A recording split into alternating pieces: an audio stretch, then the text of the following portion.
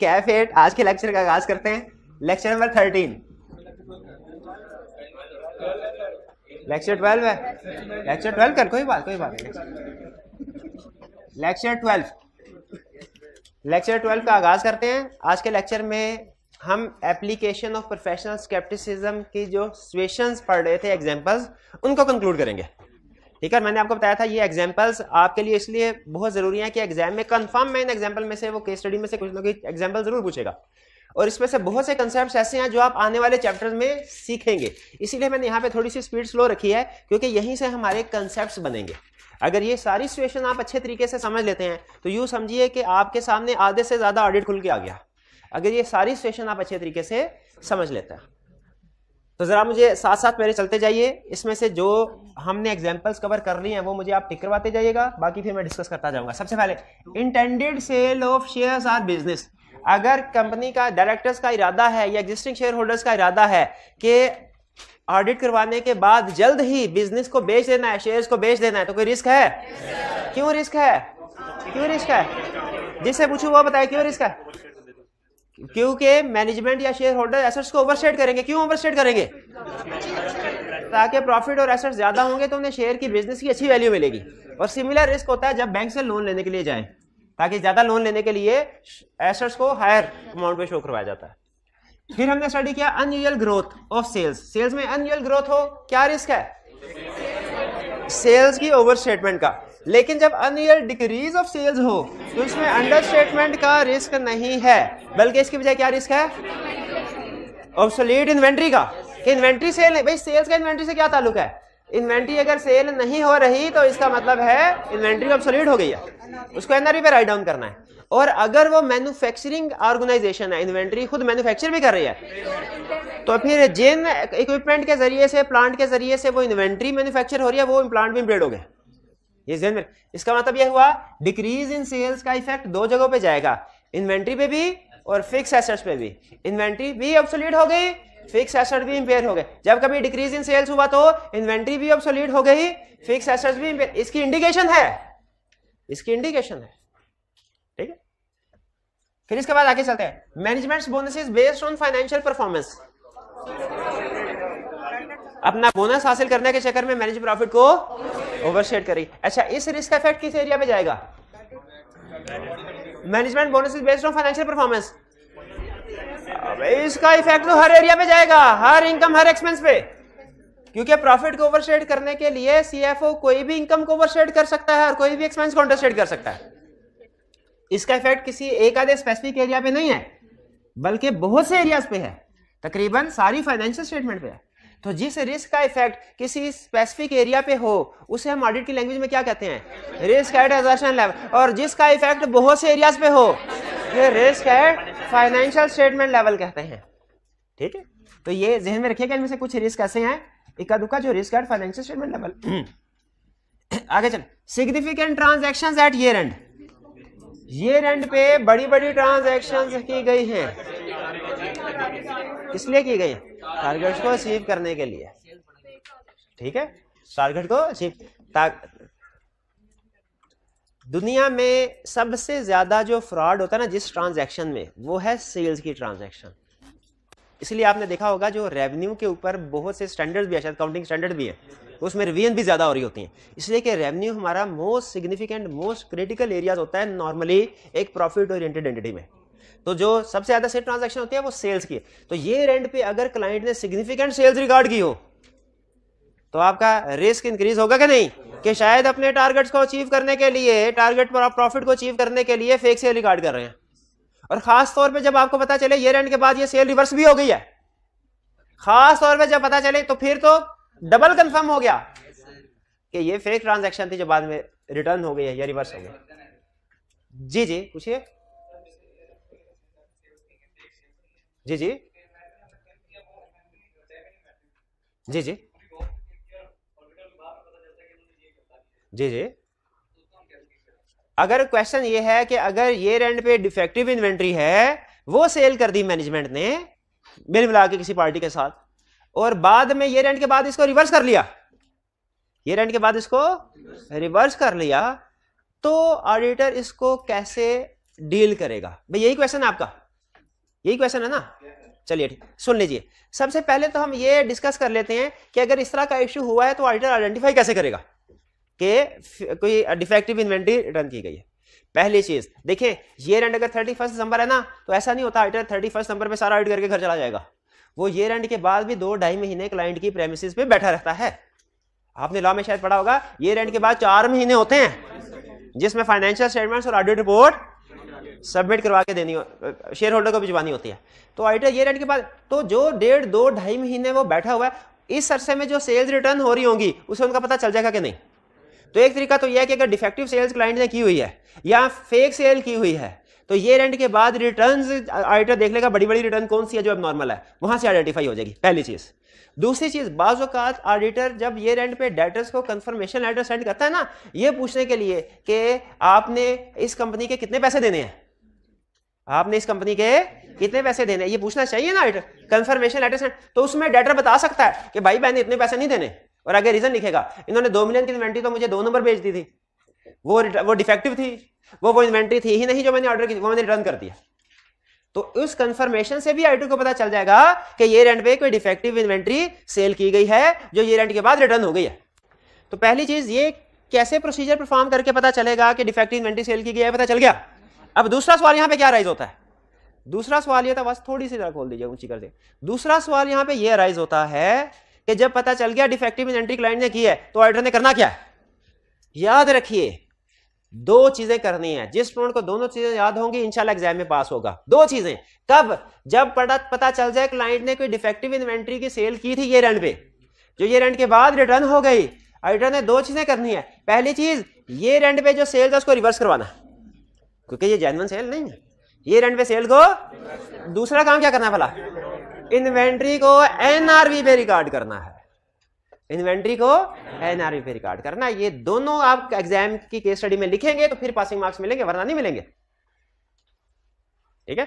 और यहाँ पे स्टूडेंट ये पूछता है, अभी आगे ना स्टूडेंट ने, अभी एग्जाम में नहीं पूछता लेकिन स्टूडेंट ने प्रैक्टिस का कंसेप्ट जेन में रखे पूछा, सर जो इन्वेंट्री को एनआरवी पे राइट डाउन करना है, कौन सी इन्वेंट्री जो रिटर्न हुई है वो वाली के जो पड़ी हुई है हमारे पास वो भी सारी इन्वेंट्री, डिपेंड करता है डिफेक्ट के ऊपर।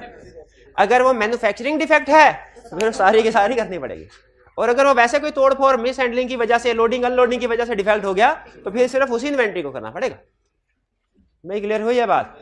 आगे चलते हैं। ये significant transaction at year end समझ आ गई आपको? इसमें खास तौर पे हमें रिसर्च क्या बताती है, सबसे ज्यादा कौन सी ट्रांजैक्शन ईयर एंड में रिकॉर्ड की जाती है, सेल्स।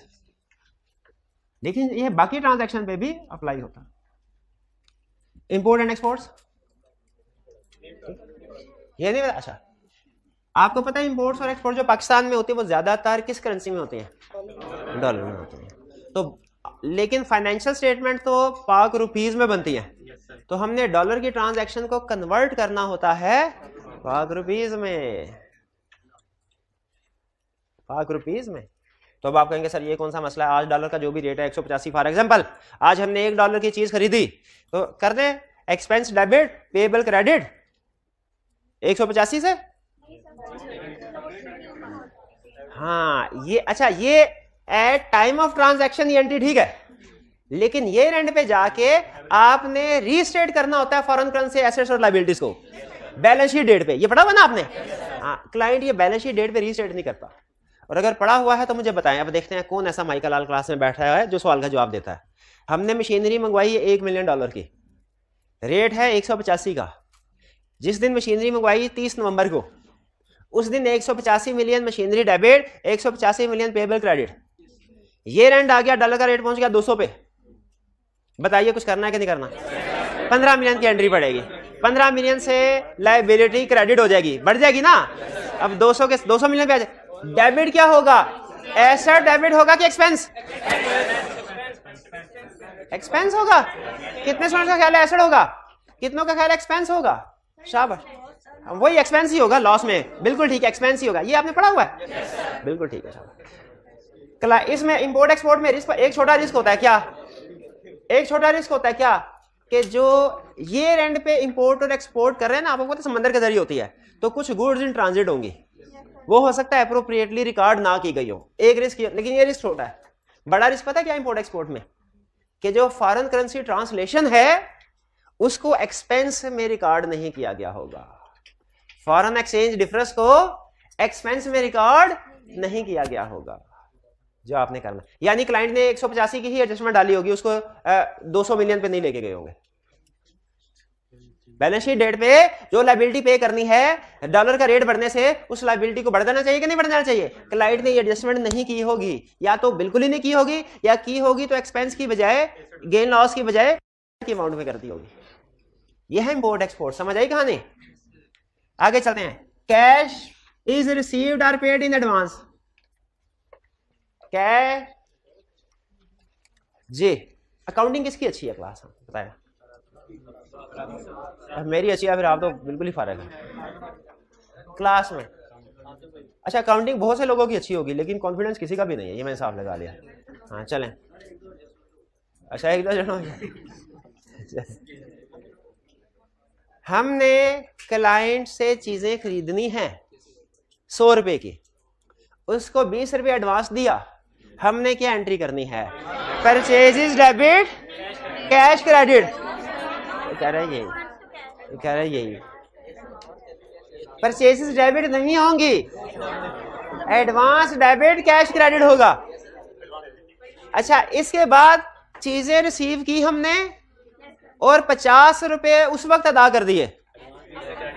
अब एंट्री एडवांस कितना दिया था? 20 दिया था।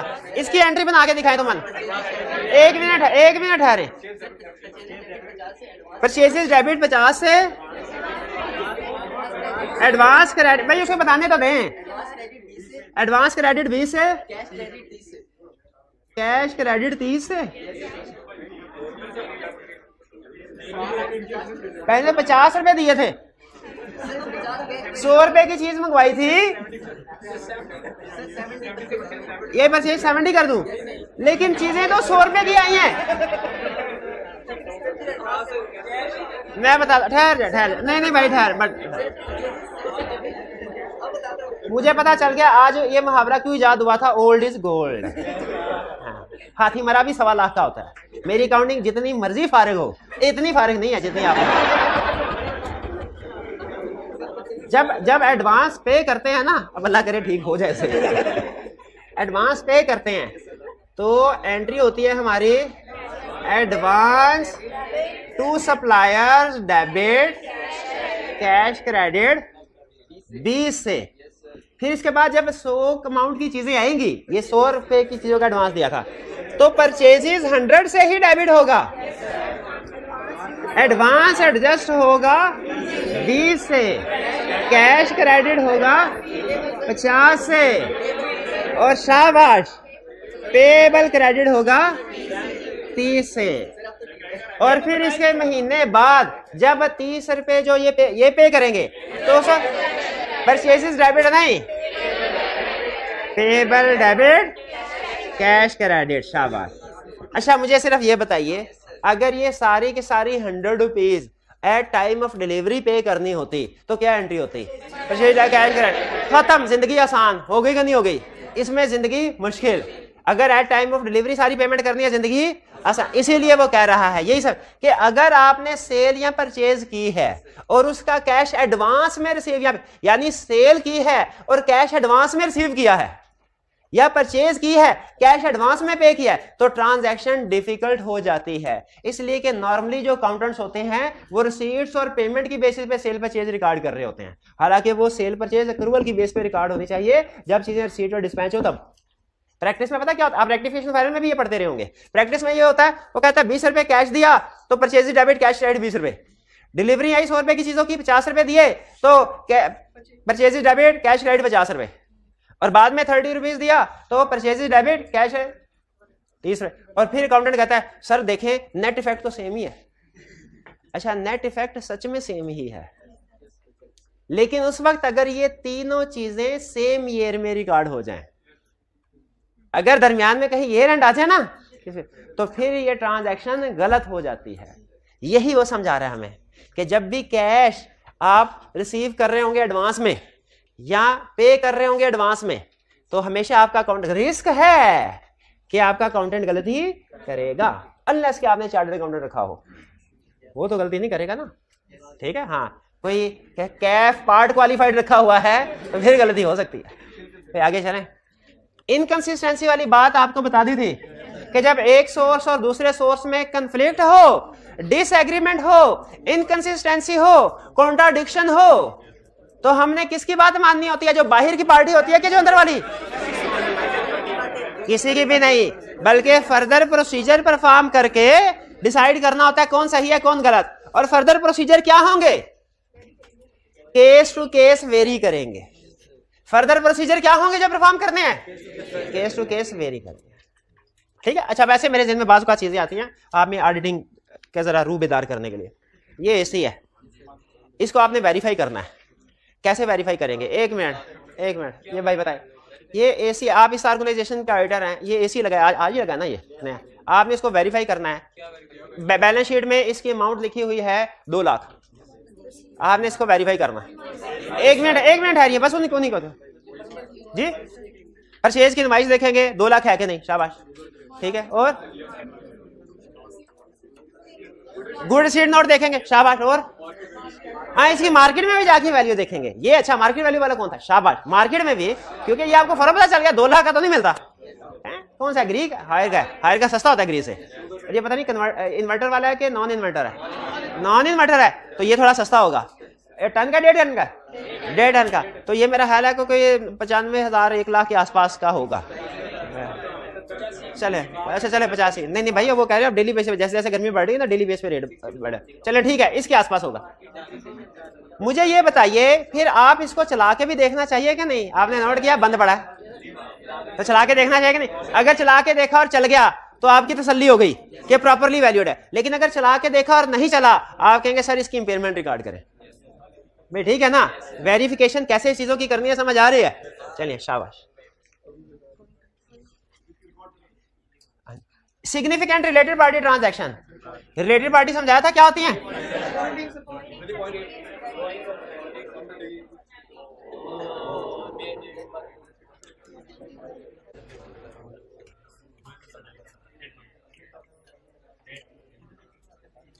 जी तो रिलेटेड पार्टी एग्जांपल्स बताइए। रिलेटेड पार्टीज की क्या है? Holding, subsidiaries, society, company. और नेचुरल पर्सन में क्या एग्जांपल्स हैं? डायरेक्टर्स, चीफ एग्जीक्यूटिव्स और उनके रिलेटिव्स। अच्छा, काउंटिंग में हो सकता है किसी और तरीके से रिलेटेड पार्टीज को डिफाइन किया गया हो, लॉ में हो सकता है किसी और तरीके से किया गया हो, लेकिन तकरीबन मिलती जुलती चीजें होती हैं। अल्फाज का फर्क के एसोसिएटेड, होल्डिंग, सब्सिडीज वगैरह, और इनके में जो ऐसे लोग जो की मैनेजरियल रोल प्ले कर रहे होते हैं और उनके रिलेटिव भी। ये ध्यान में रखिएगा, वो एग्जाम में डायरेक्टर के किसी भी रिश्तेदार को अगर केस स्टडी में ले आता है ना, चीफ एग्जीक्यूटिव के किसी भी रिश्तेदार को केस स्टडी में ले आता है, तो किस लिए ला रहा है? रिलेटेड पार्टी ट्रांजैक्शन बताने के लिए। एक क्वेश्चन में उसने कहा कि कंपनी का 4 मंजिला बिल्डिंग है कंपनी के पास, 1 मंजिल डायरेक्टर की बेटी है फैशन डिजाइनर, उसका कोई बुटीक है, उसको रेंट फ्री अकोमोडेशन के तौर पे दे दिया। बताइए क्या प्रॉब्लम है इस ट्रांजैक्शन में? रिलेटेड पार्टी ट्रांजैक्शन है, जो आर्म लेंथ बेसिस पे रेंट ही नहीं ले रहे, रेंट फ्री, रेंट ही नहीं। तो इसी तरीके से ध्यान में रखिएगा, जब कभी किसी मैनेजमेंट के किसी भी बंदे का रिश्तेदार वो केस स्टडी में डाल देना, तो इसका मतलब क्या हुआ? वो रिलेटेड पार्टी आ गए। Going concern issues. Going concern क्या होता है? गोइंग, चलती का नाम गाड़ी। गोइंग कंसर्न ऐसी ऑर्गेनाइजेशन जो चल रही है, ऐसी ऑर्गेनाइजेशन जो चल रही है। अगर कोई ऑर्गेनाइजेशन चल रही है और अंदाजा है 1 साल चलती रहेगी, हम उसे कहते हैं ये है गोइंग कंसर्न। और अगर पता हो एक ऑर्गेनाइजेशन 1 साल अगले नहीं चलेगी, उसके अंदर अंदर ठप हो जाएगी, तो ये क्या है? Not going concern. Not going concern. अगर कोई ऑर्गेनाइजेशन नॉट गोइंग कंसर्न है या मसले मसाइल हैं जो डाउट क्रिएट कर रहे हों, तो उन मसले मसाइल को हमने डिस्क्लोज करना होता है। ठीक है, इसको कहते हैं इवेंट्स या condition casting doubt on going concern. क्या कहते हैं? बोले events or condition casting doubt on going concern. बता सकते हैं वो कौन कौन से इवेंट या कंडीशन है जो गोइंग कंसर्न पे डाउट क्रिएट कर सकते हैं? एक वन बाय वन। कोई नया कंपीटर आ गया और वो सक्सेसफुल कंपीटर है, उसकी प्रोडक्ट मार्केट में बहुत चल रही है, इसका मतलब है हमारी तो ठप हो गई। इसके अलावा वन बाय वन आप बताइए। सेल्स डिक्रीज हो गई, सेल्स डिक्रीज हो रही हैं और प्रॉफिट भी कम हो रहा है, बल्कि लॉस हो गया। अच्छा याद रखिए, नॉर्मली एक साल लॉस होना सिर्फ, तो उससे गोइंग कंसर्न नहीं आता। लेकिन अगर कंटिन्यूसली 2-3 या कई सालों से लॉसेज आ रहे हैं ना, फिर गोइंग कंसर्न का इशू राइज होता है। ठीक है, फिर तो पक्का राइज होगा। तो कंटिन्यूइंग लॉसेज और क्या है, गवर्नमेंट लाइसेंस कैंसिल कर दे, सस्पेंड, एम्प्लॉइज तो छोड़ के जाते रहते हैं कि एम्प्लॉइज जिनके ऊपर ऑर्गेनाइजेशन डिपेंडेंट होती है वो छोड़ के चले जाएं। ठीक है, लायबिलिटीज ज्यादा हो जाएं और एसेट्स कम हो जाएं, शाबाश। मेजर प्रोडक्ट आउटडेटेड हो जाए, ऑब्सोलीट हो जाए। लीगल केसेस बहुत ज्यादा, इतने एक्सेप्शनल केसेस कि अगर कंपनी हार गई तो पे भी नहीं कर, बिल्कुल ठीक है, शाबाश। ये सारी कंडीशंस हैं। ठीक है, जो डाउट क्रिएट केस स्टडी में जहां कहीं इनमें से कोई भी इवेंट या कंडीशन आ गया ना कि लॉसेस हैं, ठीक है, तो या इस तरह की कोई और चीज, तो आपने फौरन फिर गोइंग कंसर्न की तरफ आ जाना। वो एक और होता है बड़ा, उसका आग लग जाए और आग लगने से एसेट्स जल जाएं और इंश्योरेंस भी नहीं करवाई हुई, तो फिर गोइंग कंसर्न का इशू राइज होगा। आगे चलते, ये गोइंग कंसर्न और रिलेटेड पार्टी समझ आ गया। ये अभी सिर्फ आपको ब्रीफली बताया है, ये पूरा टॉपिक खुल के आगे आएगा, लेकिन उसकी जो मिख थी ना, जिसे कहते हैं मगज, वो सारा मैंने आपको बता दिया है कि इसके जो भी मसले मसाइल होंगे वो भी डिस्क्लोज करने हैं, और जो रिलेटेड पार्टी ट्रांजैक्शन होगी उनको भी डिस्क्लोज करना है, और चेक करना है वो आर्म लेंथ बेसिस पे हुई है कि नहीं रिलेटेड पार्टी ट्रांजैक्शन। आगे चलते हैं, significant income expense assets liabilities are based on estimate, ये तो बताया था ना कि हर वो इनकम एक्सपेंस जो एस्टिमेट पे बेस कर रहा है उसमें रिस्क है। ठीक है, मिस स्टेटमेंट का मैनेजमेंट अपने एस्टिमेट को रिवाइज कर सकती है बवक्ते जरूरत अपनी मर्जी के मुताबिक। ठीक है, अंदाजा ये ना कह सकते हैं हमारा अंदाजा चेंज हो गया। सिग्निफिकेंट डेफिशिएंसीज इंटरनल कंट्रोल,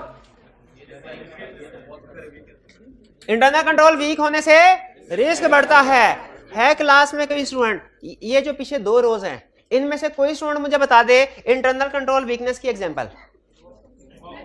एक मिनट आ जाए, इनसे सुनने दो। अच्छा, रिकंसिलिएशन बनना वीकनेस है कि रिकंसिलिएशन ना बनना रिकंसिलिएशन, और क्या वीकनेसेस हैं? बीआरएस स्टॉक काउंट नहीं हो रहा, रिकंसिलिएशन नहीं बन रही, बिल्कुल ठीक है। अप्रूवल्स नहीं हो रही ट्रांजैक्शंस की। सेग्रीगेशन ड्यूटीज, आपको लफ्ज याद है? इसका मतलब क्या होता है ये भी पता है? ये तो बड़ा मुश्किल लफ्ज था।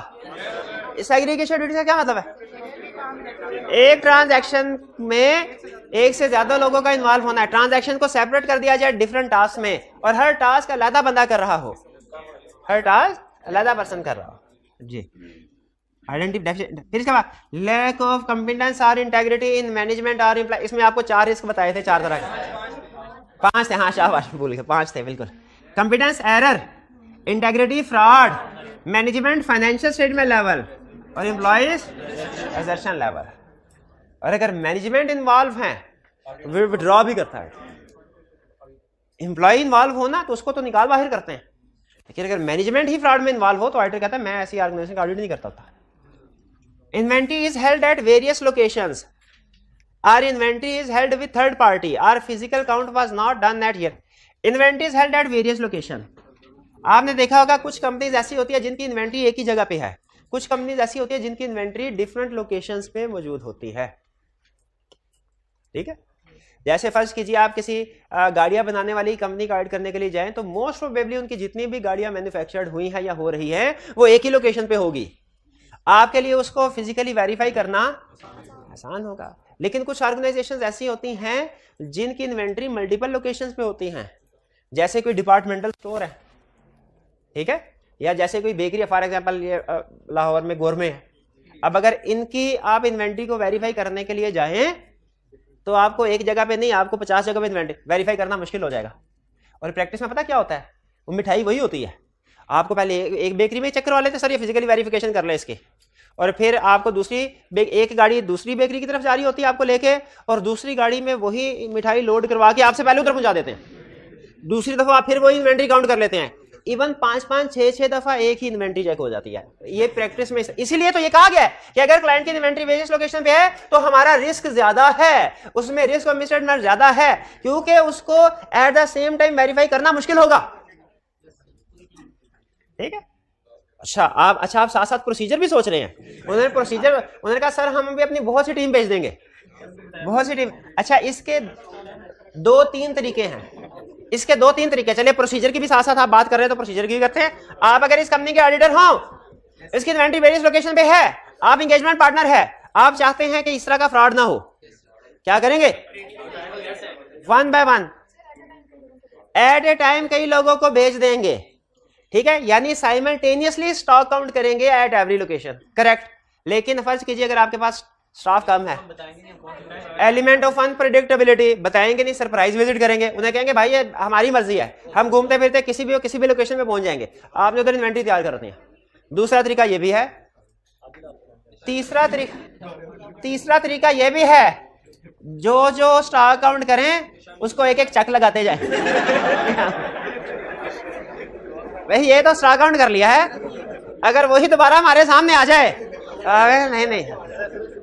नहीं, हाँ ठीक है, क्लाइंट कहेगा नहीं ये आपके वाला चेक नहीं, ये इंटरनल ऑडिटर का था, तो हमें पता चल जाएगा। यानी इसको हम प्रैक्टिकली कहते हैं मार्क लगा देना, इन्वेंट्री आइटम्स के ऊपर निशान लगा देना मार्कर से। हम बाज़ डब्बे वाली जो इन्वेंट्री होती है ना, उसके ऊपर साइड पे हम साइन कर लेते हैं, वो परमानेंट मार्कर से, ताकि वही डब्बे अगर दोबारा हमें किसी दूसरी जगह पे वो दिखाने की कोशिश करें तो हमें पता चल जाए कि इसके ऊपर हमने मार्क किया हुआ है, कोई ना कोई छोटा सा साइड पे मार्क, ये इन्वेंट्री काउंट कर चुके। ये नॉर्मली हम जो कीमती होते हैं लैपटॉप मोबाइल वगैरह की इन्वेंट्री को चेक करने के लिए जाते हैं, वहां पे हम इस तरह का काम करते हैं, ताकि एक ही इन्वेंट्री हमें बार बार ना वो रीचेक करा। हाँ, बारकोड की मदद से भी कर सकते हैं, उसका रिकॉर्ड मेंटेन करके। फिर इसके बाद अगला ये समझ आ गया आपको, वेरियस लोकेशन में इन्वेंट्री हो तो रिस्क है। फिर आगे inventory is held with third party. बात ऐसा होता है इन्वेंट्री थर्ड पार्टी के पास है, क्लाइंट के पास नहीं है ना जी। बात क्लाइंट की इन्वेंट्री क्लाइंट के पास नहीं है, थर्ड पार्टी के पास। क्या पहले बताइए ऐसा पॉसिबल है? बिल्कुल पॉसिबल है। बात सेल ऑन रिटर्न बेसिस होती है, बात अरेंजमेंट होती है कि हमारे पास जगह नहीं है, कुछ अरसे के लिए आप अपने पास इन्वेंट्री रख लें, जब जगह बनेगी हम इन्वेंट्री मंगवा लेंगे। इस सूरत में कैसे इन्वेंट्री चेक करें? इसमें दो तरीके हैं। पहला तरीका ये है कि जिस जगह पे इन्वेंट्री पड़ी है उधर जाके चेक कर लें। दूसरा प्रोसीजर क्या होगा कि अगर वो दूर है तो कंफर्मेशन लेटर लिख के उस बंदे से पूछ ले कि आपके पास हमारे क्लाइंट की इन्वेंट्री पड़ी है। हाँ, इन्वॉइसेस वगैरह भी चेक कर सकते हैं, बिल्कुल।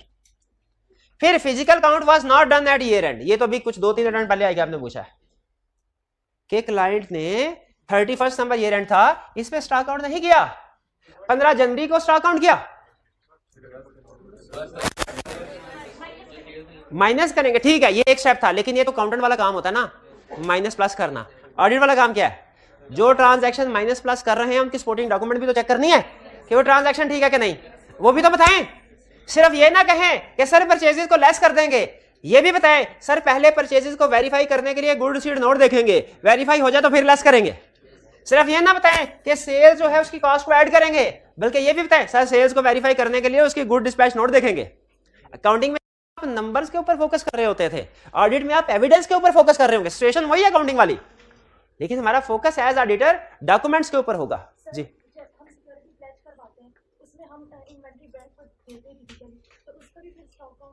बिल्कुल, अगर आपने सिक्योरिटी के तौर पे जमानत के तौर पे इन्वेंट्री किसी के पास रखवाई हुई है, उसका भी स्टॉक काउंट हम कर सकते हैं, बिल्कुल हम कर सकते हैं, ठीक है। वो बैंक से अगर बैंक अच्छी रेपुटेशन का है तो कंफर्मेशन लेटर सेंड करके कंफर्मेशन भी मंगवा सकते हैं, नहीं तो खुद भी जाके विजिट कर सकते हैं।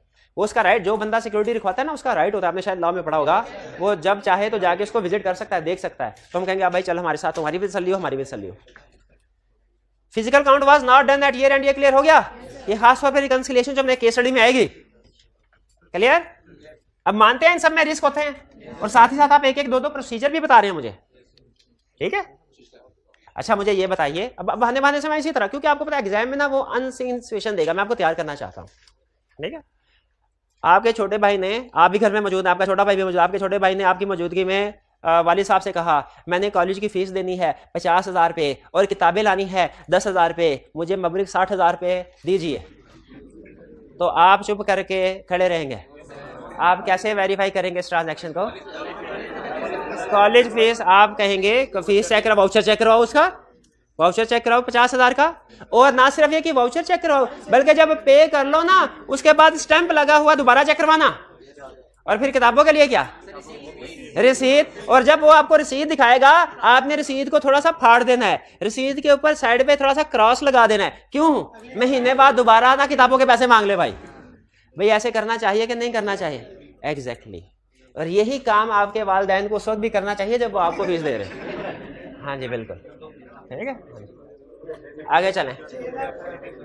मैं जब छोटा था ना, अब तो खैर घर से एकेडमी के पैसे लेता था, लेकिन जाता नहीं था एकेडमी। ये सच में है, मुझे गेम्स खेलने का शौक होता था, घर से पैसे लेके एकेडमी के गेम्स की दुकान में घुस जाता था और 2-3 घंटे उधर गुजार के वापस, घर वालों ने कभी मुझे फिर भी बन गया। हाँ जी बस।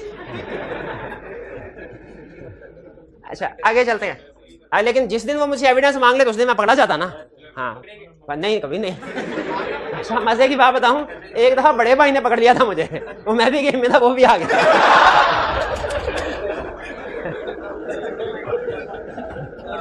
हाँ, फिर हमारे दरमियान एक रिलेटेड पार्टी एग्रीमेंट हुआ।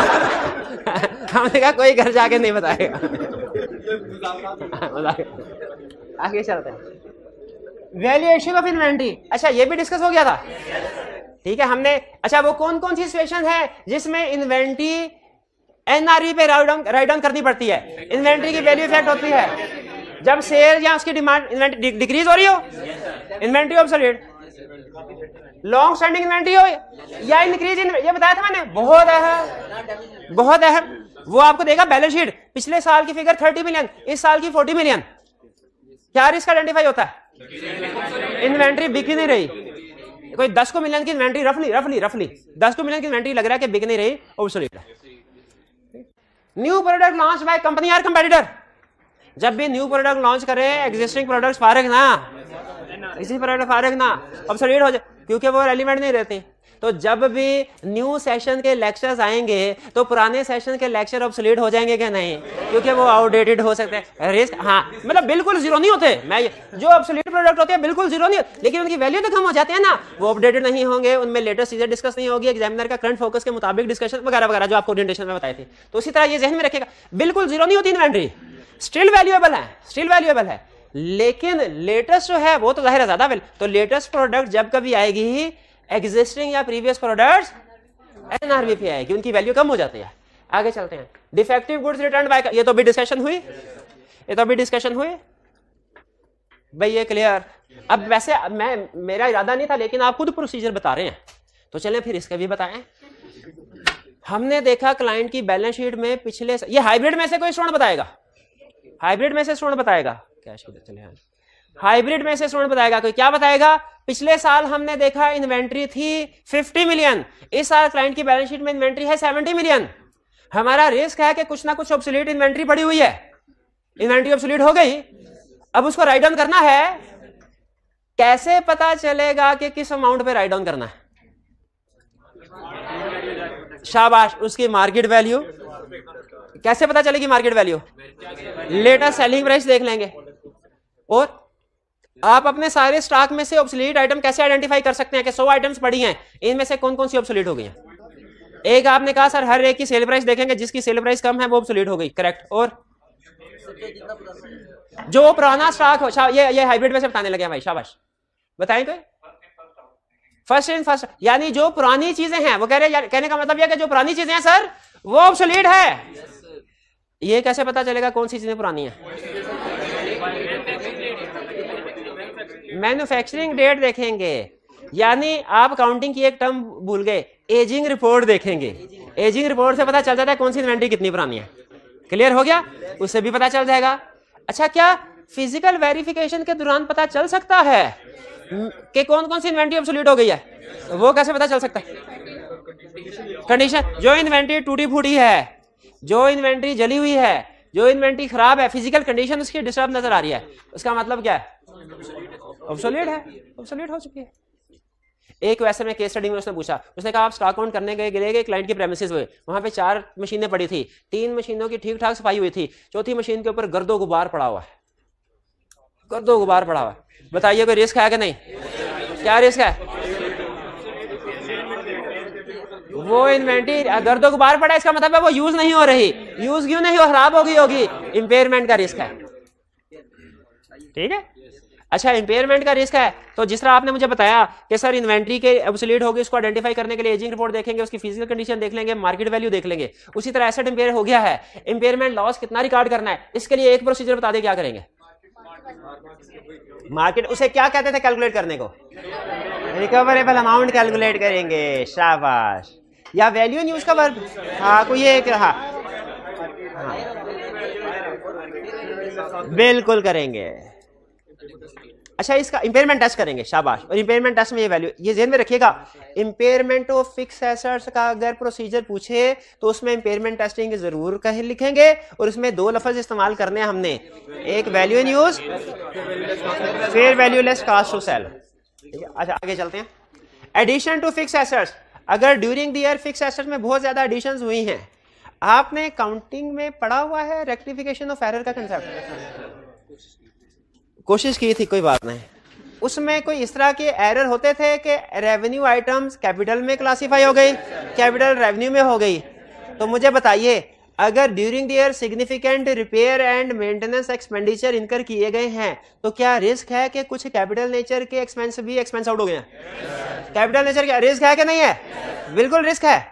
और अगर सिग्निफिकेंट फिक्स एसेट्स ऐड किए गए हैं तो उसमें भी रिस्क है कि नहीं, कि कुछ रेवेन्यू नेचर की आइटम्स भी कैपिटलाइज हो गई होंगी। याद रखें, जब कभी कहीं पे कंस्ट्रक्शन होती है ना, जैसे रूम है, इसकी कंस्ट्रक्शन हुई है, इसमें बहुत सी कैपिटल नेचर की आइटम्स तो ऐड हुई हैं, लेकिन कुछ रेवेन्यू नेचर की आइटम्स भी ऐड हुई हैं। ठीक है, लेकिन हो सकता है कि अकाउंटेंट सारे के सारे खर्चे को कैपिटल एक्सपेंडिचर में डाल दे, या सारे के सारे खर्चे को रेवेन्यू। तो याद रखें, जब कभी सिग्निफिकेंट रिपेयर एंड मेंटेनेंस होगी, या जब कभी सिग्निफिकेंट फिक्स एसेट एडिशन होगी, दोनों सूरतों में सेम रिस्क है। क्या? कि there may be misclassification between revenue and capital expenditure, there may be misclassification between revenue and capital expenditure. ठीक है, तो जब कभी एग्जाम में आपको क्वेश्चन में कहे कि मेजर फिक्स एसेट परचेज किए हैं ड्यूरिंग द ईयर, आपने कहना है तो लगता है इसमें कुछ रेवेन्यू नेचर की आइटम्स भी कैपिटलाइज कर दी गई होंगी। IAS 60 में क्वेश्चन भी होता था, मुझे याद है हमारे जमाने में करवाया करते थे कि एक फिक्स एसेट खरीदा, उसके ऊपर वो 8-10 नेचर के एक्सपेंसेस होते थे, कहते थे उसमें से कुछ एक्सपेंसेस ऐड करने थे, कुछ नहीं। तो आप उसमें बाजुकात गलती कर जाते थे ना कि रेवेन्यू, ये वही चीज कह रहा है कि जब कभी कंपनी फिक्स एसेट बाय करेगी तो बाय नेचर रिस्क होता है कि कुछ ना कुछ रेवेन्यू नेचर के एक्सपेंडिचर कैपिटलाइज हो गए होंगे, या कैपिटल नेचर के एक्सपेंसेस रेवेन्यू रिकॉर्ड होंगे। ठीक है, हमारा एक क्लाइंट था हॉस्पिटल, उन्होंने जिस साल का ऑडिट कर रहे थे उस साल में एक नया उन्होंने डिपार्टमेंट कह लें बनाया था, एक डेंटल डिपार्टमेंट। तो उसमें हर चीज को उन्होंने, जैसे ही जो कॉन्ट्रैक्टर इनवाइस देता था ना, जो उसको कैपिटलाइज करते रहते थे। फिर हम गए, हमने वो इनवाइसेस निकलवाई, उनमें से देखना रेवेन्यू नेचर के एक्सपेंडिचर कौन कौन से हैं। ठीक है, उनको लैदा करवाया, फिर उसके बाद कैपिटल के उस पर रेक्टिफाइंग एंट्री पास करवाई। तो जब कभी क्लाइंट फिक्स एसेट परचेज करेगा ड्यूरिंग द ईयर, मिसक्लासिफिकेशन का रिस्क हो, या सिग्निफिकेंट कैपिटल एक्सपेंडिचर इनकर करेगा, ये है एक्सपेंडिचर इनकर कर रहा है, जैसे कंस्ट्रक्शन वगैरह कर रहा है, और ये क्या है, फिक्स एसेट परचेज कर रहा है। अब देखें, फिर अब आप चूंकि रिस्क के साथ साथ प्रोसीजर भी खुद बता रहे हैं, तो मुझे बताइए, फिक्स एसेट परचेज किया क्लाइंट ने, उसमें आप कैसे वेरीफाई करेंगे? देखेंगे उसकी इनवाइस देखेंगे, उसका गुड शीट नोट देखेंगे, उसको भी फिजिकली जाके देख लेंगे मौजूद है कि नहीं, चला के देखेंगे सही चल रहा है कि नहीं, और फिर देखेंगे डेप्रिसिएशन उसकी सही कैलकुलेट हो रही है कि नहीं। डेप्रिसिएशन का रूल आपको याद है, full year depreciation in the year of purchase, no depreciation in the year of sale, ये याद है? ये तो नहीं होता था। अब मंथ वाली भी नहीं है, और डे वाली है, date. Asset start, depreciation start होती है from the date when asset is available for use, तो ये डे से होती है भाई। परसों तक मंथ में थी, कल रात को ही मेरा हाल है डे वाली हुई। बहरहाल चले, इसको छोड़े, मंथ या डे, जब एसेट अवेलेबल फॉर यूज है तब से रिकॉर्ड होनी है, ये चेक करना। ठीक है, ठीक। Revaluation of property plant equipment, ये भी हमने डिस्कस किया था। अगर क्लाइंट ने, ये भाईजान बताएंगे मुझे, क्लाइंट ने अपनी प्रॉपर्टी को रीवैल्यू करवाया हुआ है, रिस्क है, क्या रिस्क है कि उसने वैल्यूएशन गलत रिकॉर्ड की होगी, अपनी मर्जी के बंदे से अपनी मर्जी की वैल्यू रिकॉर्ड करवाई होगी। आपके पास दो एविडेंस क्या होंगे जब कभी? नंबर एक एविडेंस, एक्सपर्ट को चेक करना है वो सही है कि नहीं बंदा, दूसरा उसकी वैल्यूएशन रिपोर्ट को चेक करना सही है कि नहीं। वैल्यूएशन रिपोर्ट में assumptions देखेंगे, और एक्सपर्ट में क्या देखेंगे? उसकी इंडिपेंडेंस, उसकी कॉम्पिटेंस, कैपेबिलिटी, ये देखेंगे। क्लियर? अच्छा, क्लोजर ऑफ फैक्ट्री, हाँ, अगर तो एक ही फैक्ट्री है तो गोइंग कंसर्न आ गया, एक से ज्यादा है तो फिर गोइंग कंसर्न का रिस्क नहीं आया। कौन सा रिस्क आया? कौन बताया था रिस्क? कौन सा रिस्क आया? आप बताइए कौन सा रिस्क क्लोजर ऑफ फैक्ट्री में? दो रिस्क कौन से आए? कुछ नहीं पता। एंड वाले भाई कौन सा रिस्क है? क्या कौन सा रिस्क है बताए? बोले बोले बोले शाबाश। रीस्ट्रक्चरिंग प्रोविजन, वाह शाबाश शाबाश। प्रोविजन फॉर रीस्ट्रक्चरिंग पढ़ा था ना। एक ये तो रीस्ट्रक्चरिंग तो मतलब जो एम्प्लॉइज जिनको निकालना है ना उनको जो कंपनसेशन पे उसके प्रोविजन रिकॉर्ड करो। एक ये तो हो गया एम्प्लॉइज वाला रिस्क। एक और रिस्क भी था फिक्स एसेट्स वाला, क्योंकि अब वो फिक्स एसेट आपके फिक्स एसेट नहीं रहे, करंट बन गए। क्यों करंट बन गए? अब उनको बेचना है। उसके लिए लैदा से एक स्टैंडर्ड लैदा से रूल है क्या कि जो फिक्स एसेट बेचने हैं उनको फिक्स में नहीं रखना, करंट में रखना है और उसको फेयर वैल्यू पे रिकॉर्ड करना है। ठीक है, चलें अब आगे प्रोसीजर की तरफ आ जाते हैं। आपने क्लाइंट की बैलेंस शीट देखी, उस पर लिखा हुआ था assets held for cell 50 million. आपने पूछा 50 मिलियन कहां से? हमने कहा सर फैक्ट्री बंद किया, ये वो वाले एसेट्स थे और ये वैल्यू की रिपोर्ट मौजूद है। जी बताइए क्या प्रोसीजर परफॉर्म करेंगे? मार्केट यानी वैल्यूएशन रिपोर्ट चेक करेंगे वैल्यूअर की, शाबाश। और उस वैल्यूअर को भी तो चेक करना है। दो और डेप्रिसिएशन नहीं चेक करनी, डेप्रिसिएशन नहीं चेक, क्योंकि अब उन एसेट को यूज कर ही नहीं रहे। अब तो वो करंट एसेट बेचना है, जो चीजें बेचनी होती है उनके ऊपर डेप्रिसिएशन नहीं होती।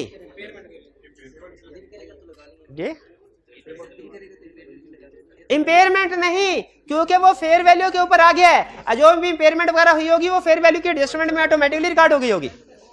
क्या आपको यह देखना चाहिए कि जो fix assets held for sale में रखे हुए हैं वो बंद है के चल रहे हैं?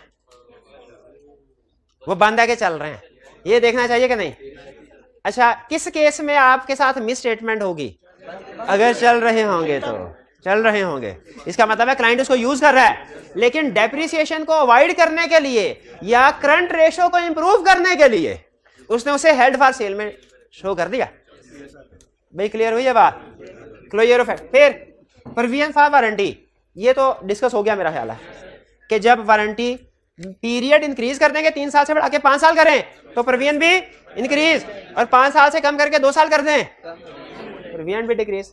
या जब नंबर ऑफ कंप्लेंट्स बढ़ जाए प्रोडक्ट के बारे में, इन्वेंटरी ऑब्सोलीट, और जब कंप्लेंट्स ना बढ़े बल्कि एक्सीडेंट्स बढ़ जाएं फिर सिंपल वारंटी प्रोविजन इंक्रीज नहीं। देखिए कंप्लेन में और एक्सीडेंट में फर्क है ना, एक्सीडेंट में फर्क है।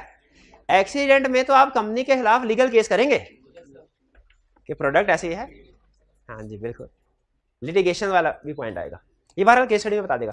ओनरेस कॉन्ट्रैक्ट, ये तो आपको पता ही होगा नहीं? बस प्रूडेंस कंसेप्ट आपको पता है क्या होता है? क्या यानी एक्सपेक्टेड इनकम है तो नो रिकॉर्ड, एक्सपेक्टेड लॉस है तो यस रिकॉर्ड। अच्छा, ओनरेस कॉन्ट्रैक्ट कहते हैं, इसके साथ लिख लें is equal to loss making contract. ऐसा कॉन्ट्रैक्ट जिसपे लॉस हो उसे कहते हैं onerous contract, loss making contract. कैफ 4 पढ़ा हुआ आपने?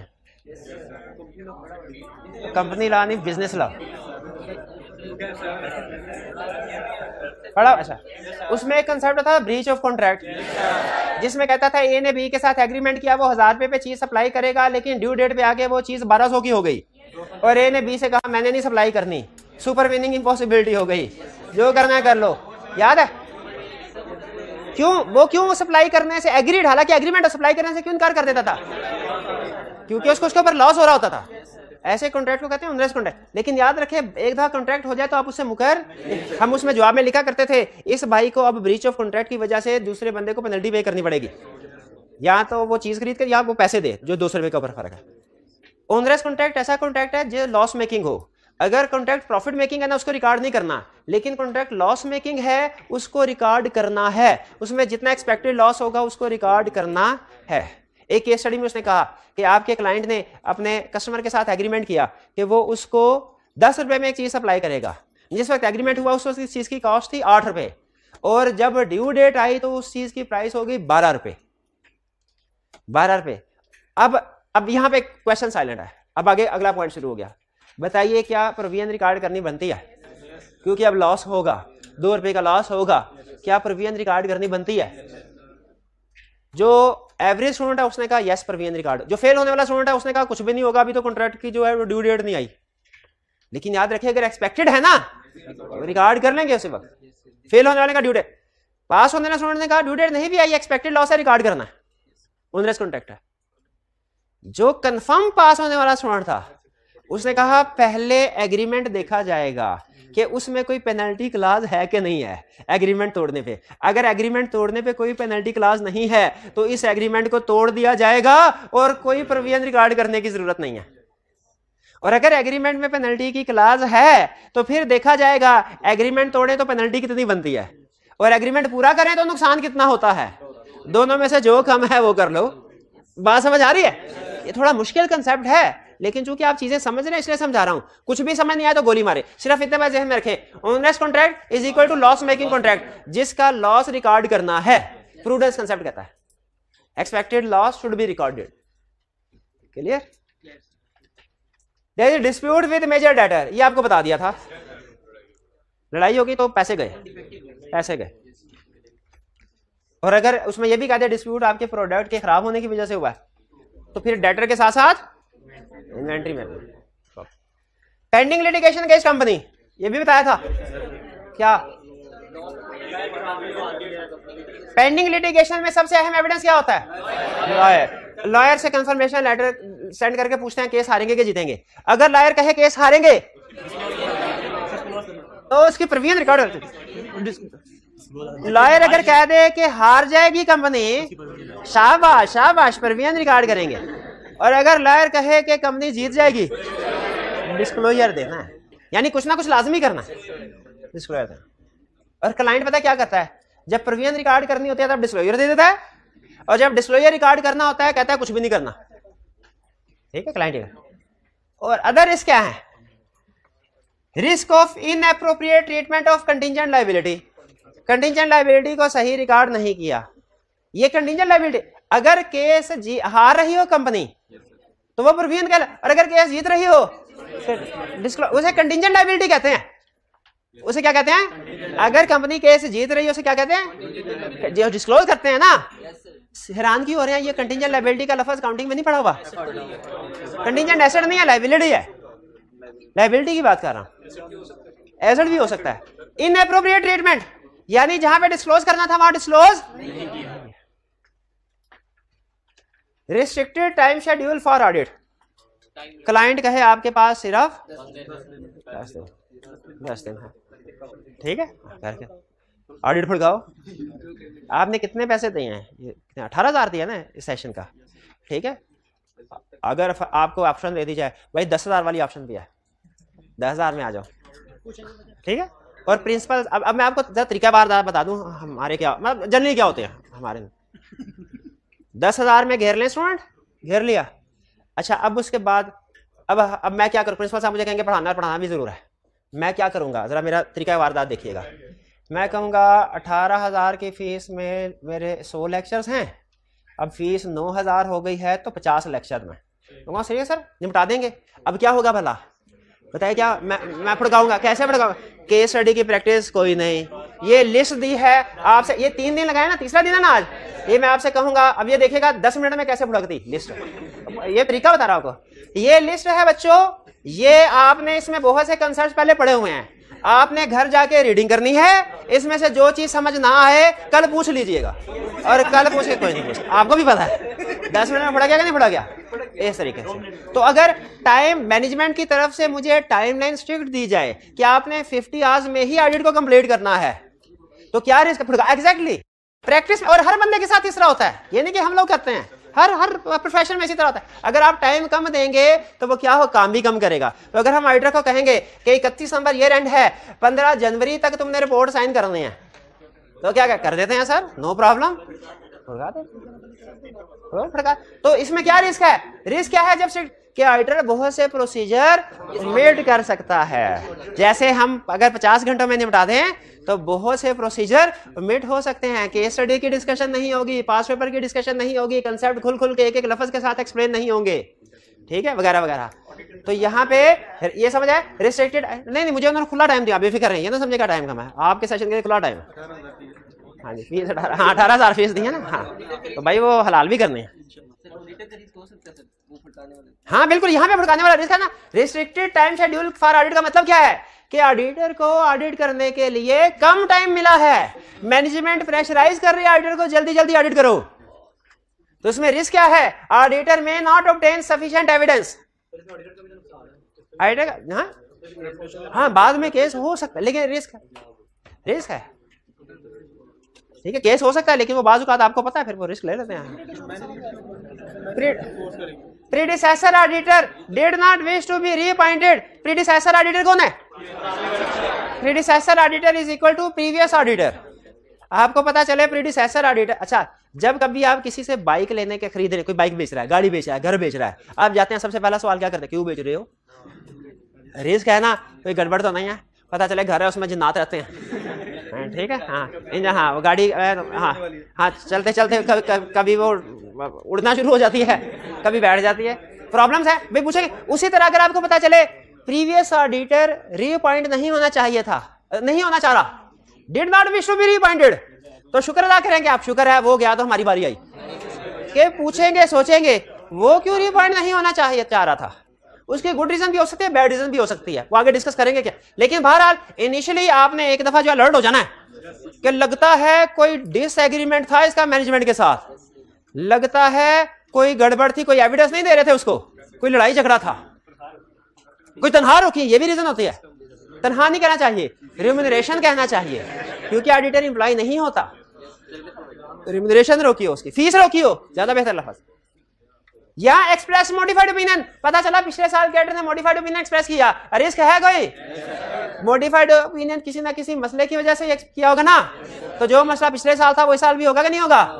चांसेस हैं कि होगा, चांसेस हैं कि होगा। कंटीजेंट लायबिलिटी वाला पॉइंट सुन ले। कंटीजेंट लायबिलिटी एक मुश्किल एरिया है, हो सकता है क्लाइंट ने इसे ठीक रिकॉर्ड ना किया हो। कंटीजेंट लायबिलिटी एक मुश्किल एरिया है, हो सकता है क्लाइंट ने इसको ठीक रिकॉर्ड ना, भाई मुश्किल है कि नहीं है ना। कंटीजेंट लायबिलिटी का क्या करना होता है नहीं पता ना, क्लाइंट को भी नहीं पता होता, यही रिस्क है, उसे ठीक रिकॉर्ड नहीं आती है, ठीक है। लेकिन इसका करना क्या है वो मैं बताऊंगा, लेकिन अभी नहीं, वो आगे चैप्टर आएगा। वैसे ये आपका काउंटिंग का टॉपिक है, ये IAS 37 में सिखाते हैं। IAS 37 कितने स्टूडेंट्स ने पढ़ा है? IAS 37 प्रोविजंस और कंटीजेंसी वाला। नहीं बेफिक्र है, मैं समझाऊंगा, मैं ये नहीं कह रहा पढ़ने, समझाऊंगा, मुझे पता है जिन्होंने पढ़ा है वो भी फारग भूल गए। और भाई बैठ, पकड़ इसको, पकड़ लो,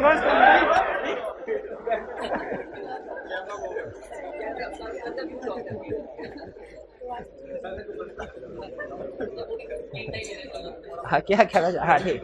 अच्छा ये एग्जाम्पल सारी आपने पढ़ ली, फिर बता रहा हूं इस सारी लिस्ट के बारे में दो बातें। एक बात यह कि लाजमी एग्जाम में केस स्टडी आएगी, और दूसरी बात यह कि आपके तकरीबन मोर देन 50% ऑडिट के कंसेप्ट इस लिस्ट में छुपे हुए हैं। आगे चल के आपने इनको डिटेल में स्टडी करना है, इसलिए जिस स्टूडेंट ने ये लिस्ट अच्छे से समझ ली, आधा ऑडिट उसे समझ लिया।